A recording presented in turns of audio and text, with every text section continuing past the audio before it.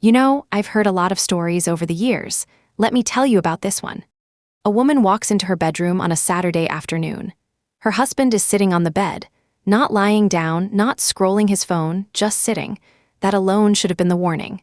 Because sitting like that in the middle of the day means something's already broken. She sits down next to him, asks if anything's wrong, and he tells her he wants a divorce. Not happy. Hasn't been for a while, been thinking about it. Picked a weekend so she could drive 5 hours to her best friend's house if she needed space. Think about that for a moment. He'd already mapped out her escape route. Now here's the context. They've been married 14 years, they have 3 kids, 13, 9, and 4 years old. And yes, things had been rough lately. She knew that. But 2 weeks earlier, she'd asked him directly, "Do you still want to be married to me? Would you do it all again?" He said yes, to all of it. And now he's telling her they can file on Monday. A mutual friend will divide their assets, 50-50 custody, done in 2 weeks. Easy, clean. And he keeps saying one thing over and over. Please don't be combative. She was blindsided. Completely. That night, she doesn't drive 5 hours away. She goes to her grandma's house because the red flags are waving now and she's not crossing state lines away from her kids. Smart. She texts him, asks if he's sure. Could they try separation, counseling, some version of both? His response, he's considered them separated for a year or more, so he doesn't see the point. A year or more. She's thinking, wouldn't I remember being separated from my own husband? Wouldn't that be something we both agreed to? There's something really vulnerable happening underneath all of this, because what he's describing isn't a separation. It's a unilateral exit. One person checking out while the other person keeps showing up.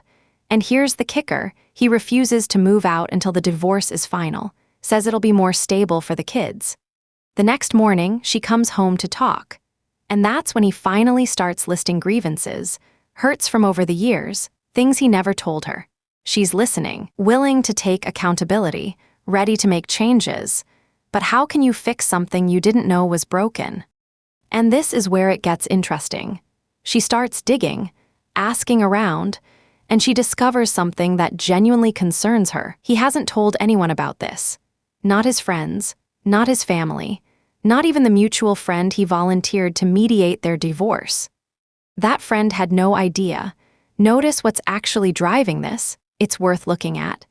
Because when someone makes a unilateral decision this big without consulting a single person in their life, not for advice, not for support, not even just to process, that's isolation. And isolation before a major life decision is almost always a red flag.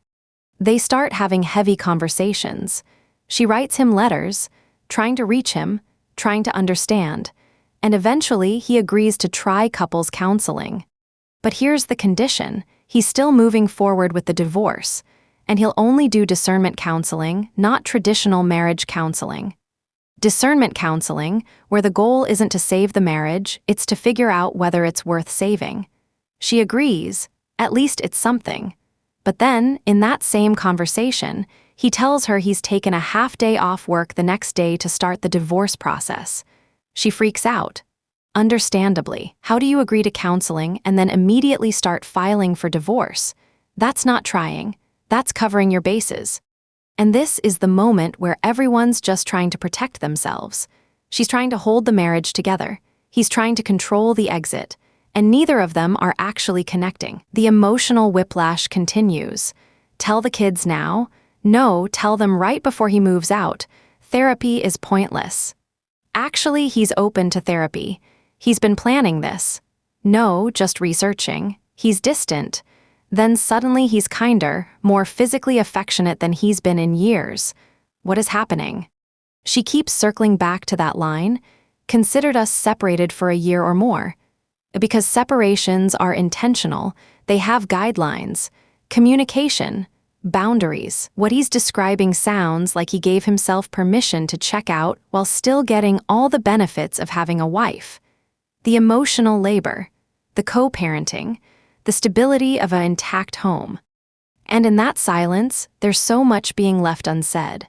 So she asks him directly, "Do you want us to actually separate while we do this counseling?" Because right now, it seems like you don't want me as a wife anymore, but you're still living here, still acting like we're married when it's convenient. Here's what I keep coming back to. This isn't just about whether the marriage survives. It's about whether he's being honest with her, yes, but more importantly, with himself. Because you don't make a decision this big in complete isolation, refuse to move out, agree to therapy, but also file for divorce, oscillate between affection and detachment, unless you're deeply conflicted. And I'm not saying that to excuse him.